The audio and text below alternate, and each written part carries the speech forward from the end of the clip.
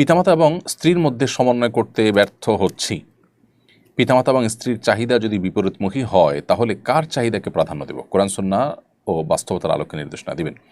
পিতামাতা এবং স্ত্রীর মধ্যে সমন্বয় করাটা আমাদের সমাজে নানা কারণে জটিলতা সৃষ্টি হয়, এটা জটিল আকার ধারণ করে। তো এরকম পরিস্থিতিতে আসলে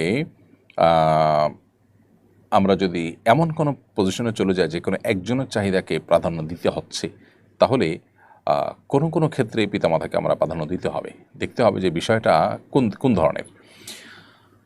কোনো কোনো ক্ষেত্রে আবার স্ত্রীরটাকে প্রাধান্য দিতে হবে। যদি স্ত্রীর হক আদায় করা সংশ্লিষ্ট বিষয় হয়, পিতামাতা চাচ্ছেন স্ত্রীর হক আদায় না করতে, স্ত্রী চাচ্ছে তার হক আদায় করতে, তো শরীয়ত আপনাকে স্ত্রীর হক আদায় করতে নির্দেশ করেছে, বিধায় এখানে পিতামাতা নিষেধ করলেও স্ত্রীর চাহিদাকেই অগ্রাধিকার দিতে হবে। আর যদি স্ত্রীর নফল চাহিদা হয় যেটা আপনি আদায় করতে বাধ্য নন কিন্তু পিতামাতা সেটা নিষেধ করেন, তাহলে সেটা পিতামাতার নির্দেশনাকে আমলে নিয়ে স্ত্রীকে আপনি কনভিন্স করার এবং বোঝানোর চেষ্টা করতে হবে যে তার প্রতি আপনার ভালোবাসার কোনো কমতি নাই, কিন্তু বাবা মার প্রতি রেসপেক্টের জায়গা থেকে শুধুমাত্র আপনি এখানে সীমাবদ্ধ পরিসরে আপনাকে কাজ করতে হচ্ছে, অথবা তার চাহিদা পূরণ করতে পারছেন না। তো এই বিষয়গুলোকে আসলে একক মূলনীতির আলোকে আনা কঠিন, বা এক কথা উত্তর দেওয়া কঠিন, কারণ এটা পরিস্থিতি এবং চাহিদার ধরন, চাহিদার প্রকৃতি এগুলোর উপর নির্ভর করে ডিসিশন নিতে হবে কার হক কতটুকু। স্ত্রীর হক নষ্ট করে পিতামাতাকে খুশি করা যাবে না, আবার পিতামাতার হক নষ্ট করে স্ত্রীকে খুশি করা যাবে না। কার কোনটা হক সেটা জেনে সে অনুযায়ী আপনাকে ডিসিশন নিতে হবে। এজন্য সুনির্দিষ্ট কোনো ইস্যু তৈরি হলে আপনার কোনো আলেমের সাথে, পরিচিত কোনো আলেম, বিদগ্ধ আলেমের সাথে দেখা করে তারপর বিস্তারিত বলে তার কাছ থেকে উত্তর নেওয়ার চেষ্টা করবেন। ফার্মগেটের কৃষিবিদ ইনস্টিটিউটের সামনে ফল মেলা অনুষ্ঠিত হয়েছে। অনুষ্ঠানের শেষ দিন স্টলগুলো থেকে ফল লুটপাটের ঘটনা ঘটে। বিভিন্ন বয়সের ও শ্রেণী পেশার নারী পুরুষকে লুটপাটে অংশ নিতে দেখা যায়। সামান্য ফলের জন্য লুটপাটে হুমড়ি খেয়ে পড়াকে কিভাবে দেখেন? এখানে জাতীয় অবক্ষয় থেকে মুক্তির উপায় কী? খুবই গুরুত্বপূর্ণ প্রশ্ন। ফল মেলাতে যারা যান, বিশেষ করে ফল মেলাতে ফল কিনতে যারা যান, তারা সমাজের একেবারে গরিব অসহায় মানুষ না। তারা সমাজের এমন মানুষ যারা খেয়ে পরে ভালো আছেন, এখন তারা ফল খাইতে চাচ্ছেন, ফলের মেলা দেখতে গেছেন, এরকম হলো বেশিরভাগ মানুষ। হ্যাঁ, উৎসুক জনতা হিসাবে অনেক মানুষ, গরিব মানুষও চায়, সেটা সীমিত পরিসরে। সাধারণত এই সমস্ত মেলা যারা যান তারা খেয়ে পরে ভালো আছেন এমন মানুষগুলো। এরপরও তারা যারা লুটপাটে অংশগ্রহণ করেছেন সেখানে গিয়ে এটা আমাদের নৈতিক অবক্ষয়ের চরম একটা রূপ এটাকে প্রকাশ করেছে। অর্থাৎ আমাদের সমাজের মানুষের নৈতিক অবক্ষয় এটা যে কোন পর্যায়ে পৌঁছেছে এই ঘটনা থেকে সেটি বোঝা যায়।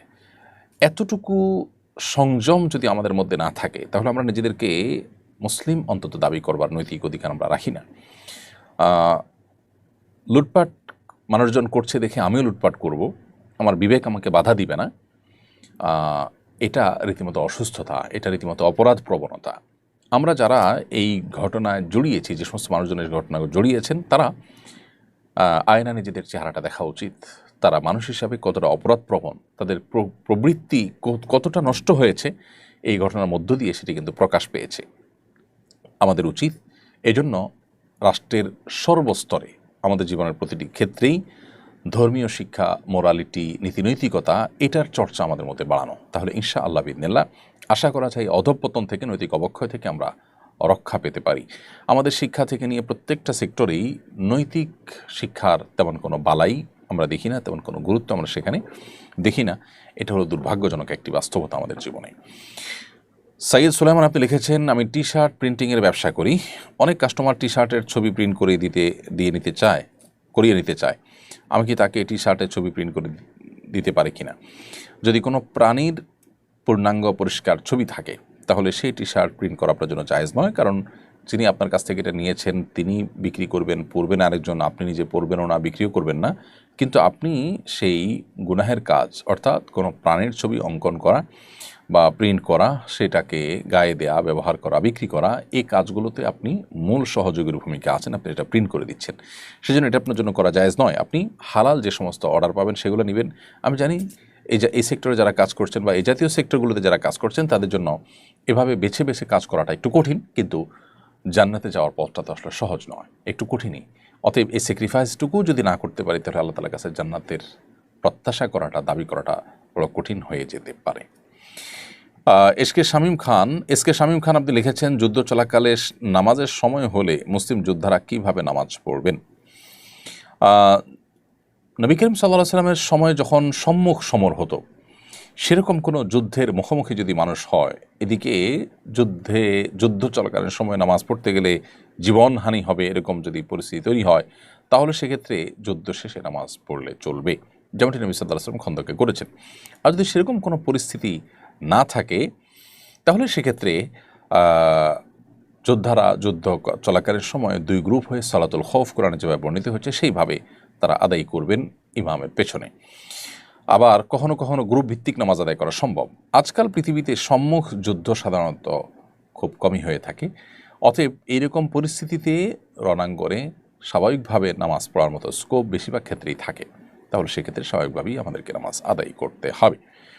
হ্যাঁ, যদি এমন কোনো পরিস্থিতি কেউ থাকেন যে নামাজ পড়তে গেলে তার জীবনহানি হতে পারে বা বাঁচার সম্ভাবনা ক্ষীণ, এরকম পজিশনে তিনি আছেন, তাহলে তার জন্য ভিন্ন বিষয়, অর্থাৎ তিনি হয় পরের যুদ্ধ শেষ করে নিরাপদ হয়ে নামাজ পড়বেন, আর না হলে সালাতুল খৌফে যাবেন।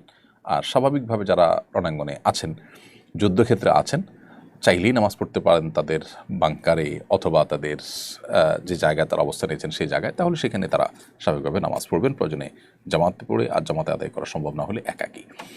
নামাজ এমন একটা বিধান, এমন একটা বিষয় শরীয়তের, যে বিধানটা আসলে একান্ত নিরুপায় হওয়া ছাড়া সেটি বিলম্ব করবার সুযোগ আমাদের নেই। এই জন্য যুদ্ধক্ষেত্রের উপর নির্ভর করে বিধান মূলত এখানে প্রণয়ন হবে। আমি আমার স্ত্রীকে দাওয়াতি কাজে সহযোগী বানাতে চাই, কিন্তু তিনি আগ্রহী নন। স্ত্রীকে দাওয়াতি কাজে সহযোগী করতে কিভাবে উদ্বুদ্ধ করা যেতে পারে? আপনার স্ত্রী যদি বই পড়তে পছন্দ করেন, তাহলে ভালো ভালো কিছু মোটিভেশনাল বই পড়াতে পারেন তাকে, যে বইগুলো তাকে দায়ী হওয়ার প্রতি আগ্রহী করে তুলবে। আর যদি বই পড়ার অভ্যাস তেমন না থাকে, তাহলে সেক্ষেত্রে আপনি তাকে ভালো দাওয়াতি কাজ করেন এবং তিনি তাদের দ্বারায় প্রভাবিত হতে পারেন এরকম ব্যক্তিদের সাথে তার পরিচিতি যেন ঘটে, তার সাথে ওঠা বসা যেন ঘটে, সেই ব্যবস্থা আপনি করবেন, সেই উদ্যোগ আপনি নেবেন। যদি সেটা নেন, ইনশাআল্লাহ আশা করা যায় যে আপনি তাকে দাওয়াতের পথে আনতে